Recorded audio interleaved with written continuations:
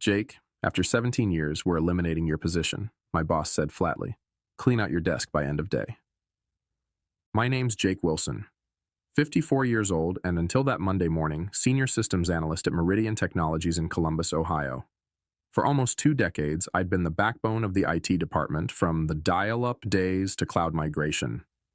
3 CEOs had come and gone while I stayed put, training every new hire, recovering every lost file, working through weekends and holidays without asking for a promotion or pat on the back.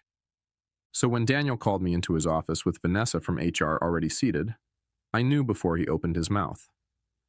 The air had changed weeks ago. I understand completely, I said, nodding once. I walked out without another word.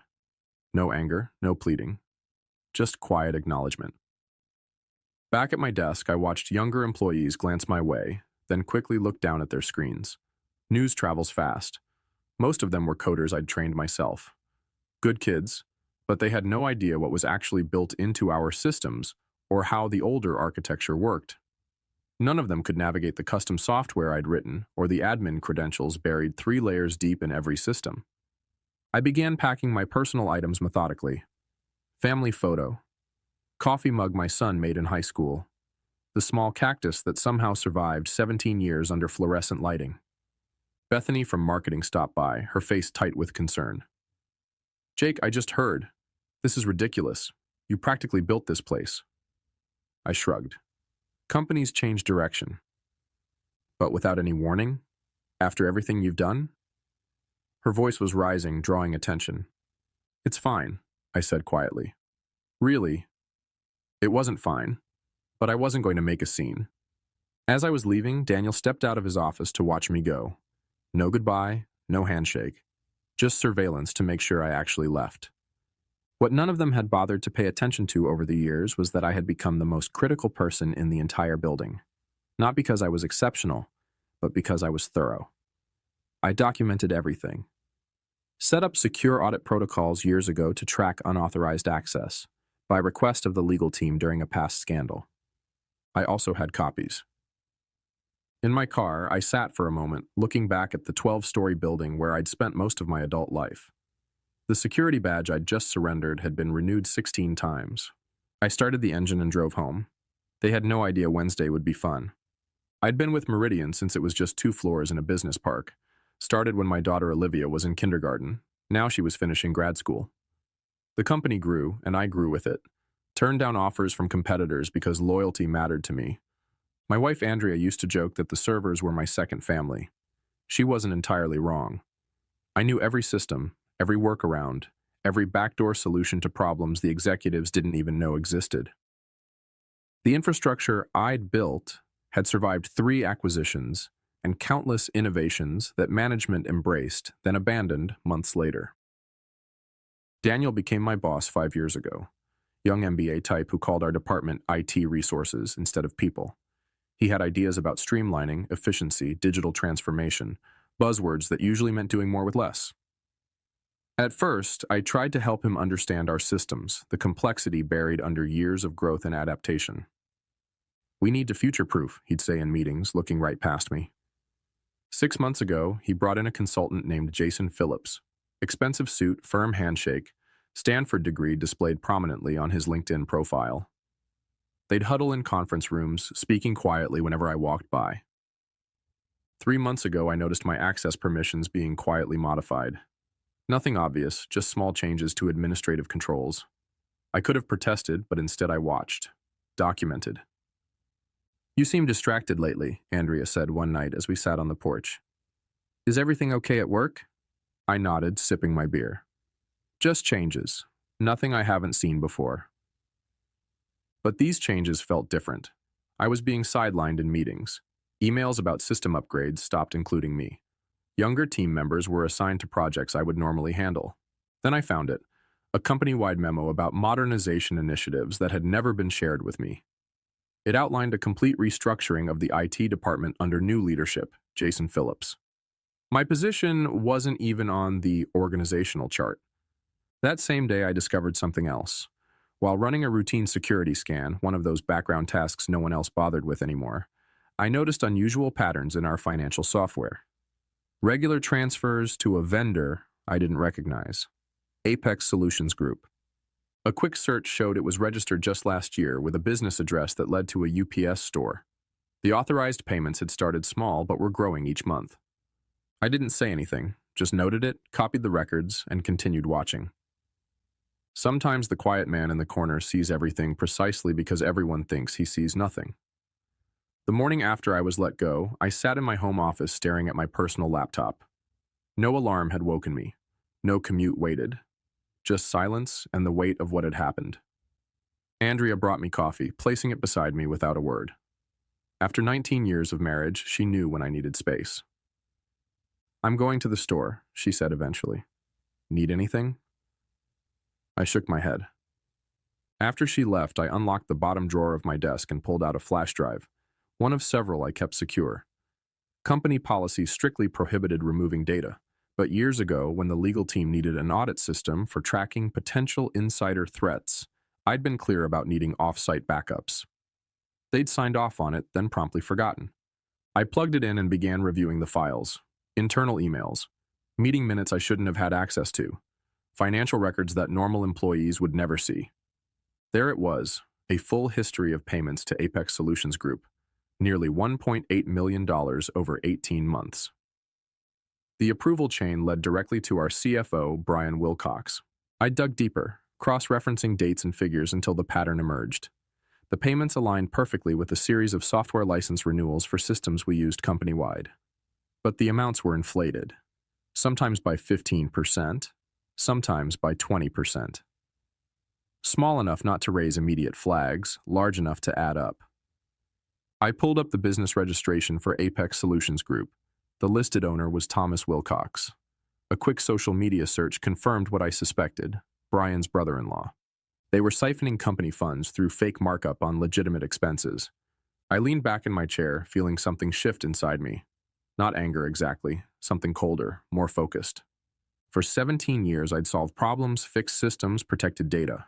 I'd been the reliable one, the steady presence who never caused waves, and they'd discarded me like outdated hardware. My phone buzzed with a text from Steven, a junior analyst I'd mentored over the past 2 years. "Sorry about yesterday. Total BS what they did. Phillips is already moving into your old office." I set the phone down without responding. The pieces all fit now. Daniel and the CFO needed me gone before anyone could connect the dots on their scheme. They probably thought the evidence would disappear with me, that I was just some aging tech guy who didn't understand modern finance. I opened my email and began drafting a message to the board of directors, then stopped, finger hovering over the send button. Too direct, too easy to dismiss as the bitter accusations of a fired employee. I needed leverage, precision, a way to expose the fraud that couldn't be ignored or covered up. I deleted the draft and started making plans. Tomorrow was Wednesday, board meeting day.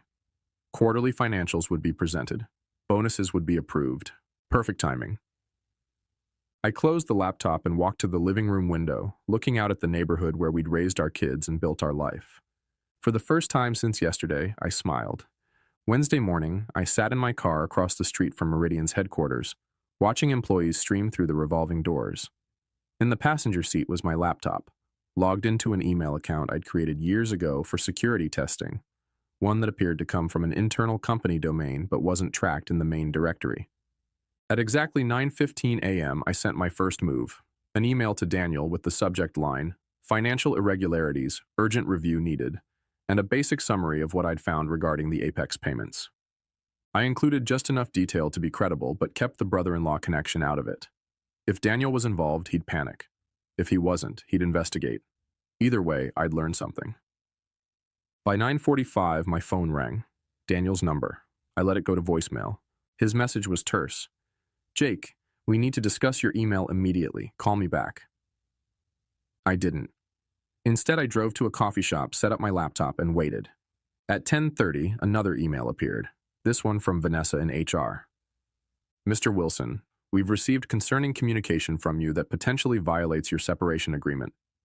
Please cease all contact with Meridian employees and remember your confidentiality obligations. Any further communications may result in legal action." So that's how they were playing it. Threaten, dismiss, isolate. I hadn't signed any separation agreement. At noon, I drove to my bank and accessed my safe deposit box. Inside was another backup, older, but with critical information I hadn't included on my regular drives. Among the files were original security protocols I'd designed, including documentation of who had access to what systems and when changes were made. According to these records, Brian Wilcox had personally requested expanded access to the financial approval systems 18 months ago, right when the Apex payments began. Back home, I found 3 more missed calls: Daniel, Vanessa, and now Jason Phillips. I hadn't expected him to get involved so quickly. Interesting. I checked my personal email to find a message from Steven, marked urgent. Jake, they're saying you sent some crazy email about financial fraud. Phillips called an emergency meeting. Everyone's talking. They're pulling your access to everything, even historical stuff we need to do our jobs. What's going on? Poor kid, caught in the crossfire. I sent a brief reply. Don't get involved, Steven. Just watch. At 3 p.m., my home phone rang, a number I hadn't used for business in years. I picked up but said nothing. Jake? It's Brian Wilcox. His voice was steady, controlled. We should talk about your concerns. I think there's been a misunderstanding. Is that what you call it? I asked. Look, transition periods are always difficult. If you have questions about company finances, there are proper channels. Like the board? I interrupted. Silence then. The board doesn't need to be bothered with operational details. Why don't we meet tomorrow, just you and me? We can clear this up. Sorry, I'm busy tomorrow, I said. Besides, I think the board might actually be very interested in Apex Solutions Group, and your brother-in-law. The sharp intake of breath told me everything. You're making a serious mistake, he said finally. We can make this right. Generous severance, references, whatever you need. Goodbye, Brian, I said and hung up. Within 10 minutes, Vanessa emailed again. Suddenly, my severance package had doubled with an attached agreement requiring my complete confidentiality regarding all company matters. They were scrambling now, but they still thought they were dealing with a simple extortion attempt. They had no idea what was coming. Thursday morning brought clarity and confirmation. I'd spent the night combing through years of data, connecting dots I'd previously overlooked. The Apex scheme wasn't Brian's first creative accounting project. 3 years ago, shortly after he became CFO, another pattern emerged. Consulting fees to a firm called Lakeside Business Solutions. Different name, same game. Inflated invoices for services partially or never rendered. I traced the registration for Lakeside. This one led to Patricia Wilcox, Brian's wife. The woman was apparently CEO of a company that had no website, no employees, and a virtual office address. But the bigger revelation came when I dug into email archives. Daniel hadn't just been aware of these arrangements, he'd helped facilitate them. In exchange, his department received budget increases while others faced cuts. He'd been brought in specifically because the previous director had started asking questions about IT expenditures. Even Jason Phillips was connected. His consulting firm had been hired through an unusual process that bypassed normal procurement channels. His real role wasn't modernizing IT, it was eliminating the one person who might notice the financial patterns. Me. The scheme was elegant in its simplicity. Create legitimate-seeming vendors, approve inflated payments, and split the difference. Since actual services were being provided, just at marked-up rates, auditors scanning for completely fraudulent charges would miss it. Over 3 years, they'd diverted nearly $4.3 million. I gathered everything into a comprehensive report, spreadsheets showing the pattern of increases, business registrations linking the companies to Brian's family, email exchanges showing Daniel's knowledge and participation. Then I did something they wouldn't expect. I contacted Robert Chen, a board member I'd worked with years ago during a security implementation. He was semi-retired now, but still attended quarterly meetings. Jake Wilson, he said, answering on the second ring. Long time. Heard you left Meridian. Not by choice, I replied. Robert, I need 15 minutes of your time. It's important. Silence then.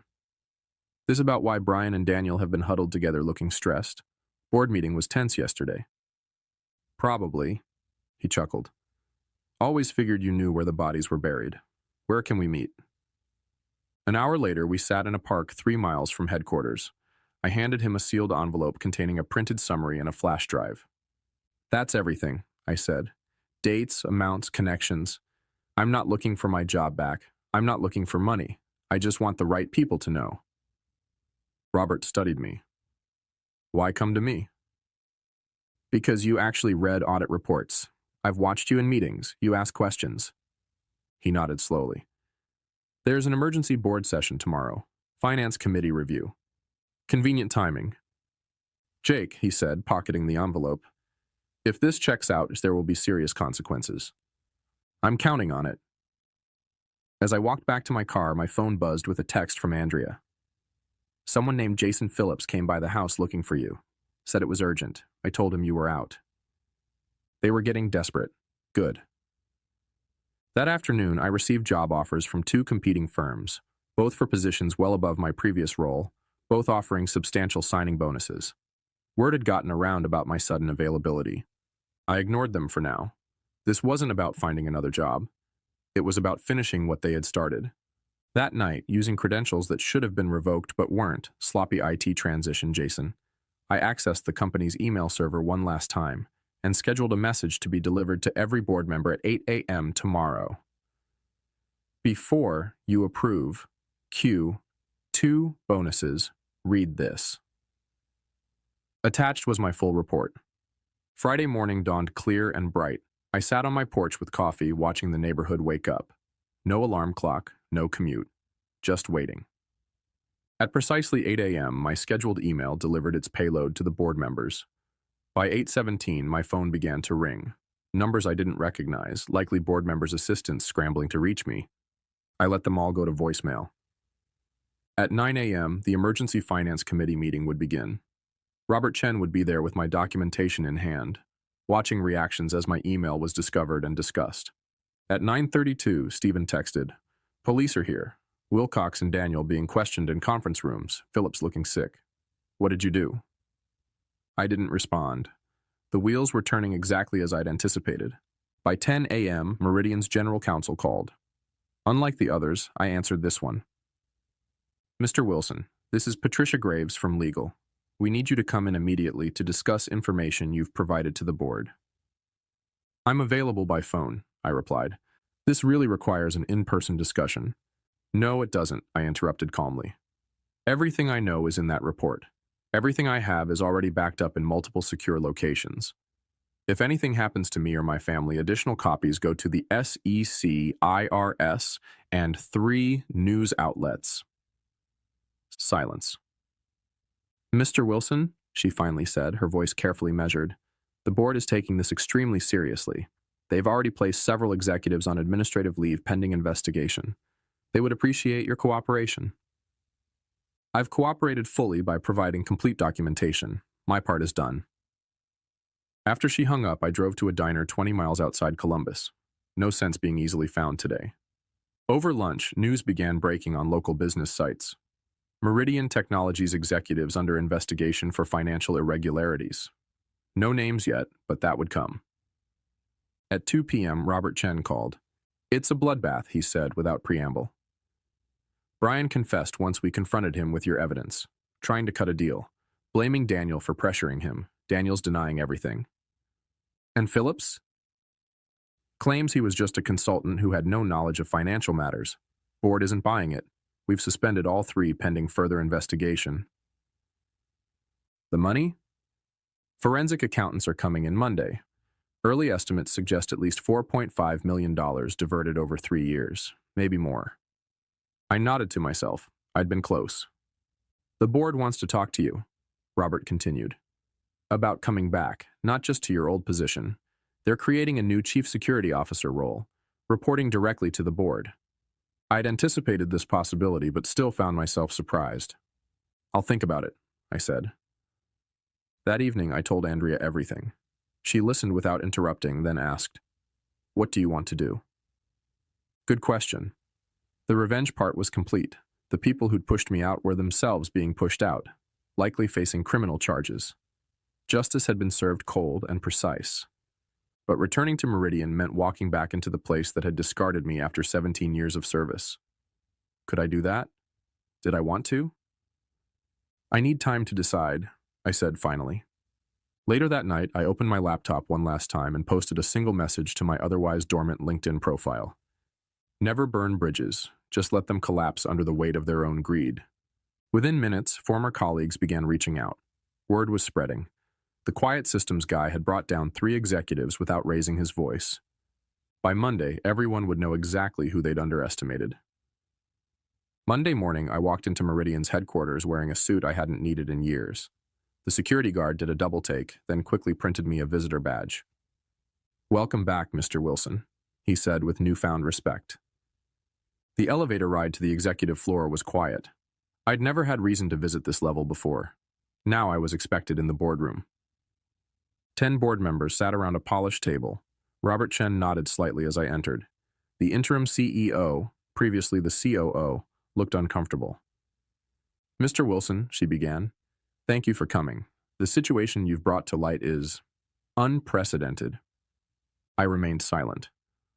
"The full extent of the fraud appears worse than initially reported," she continued. "The forensic team has identified nearly $5.2 million in diverted funds. Criminal charges are being prepared." Still, I waited. Robert cleared his throat.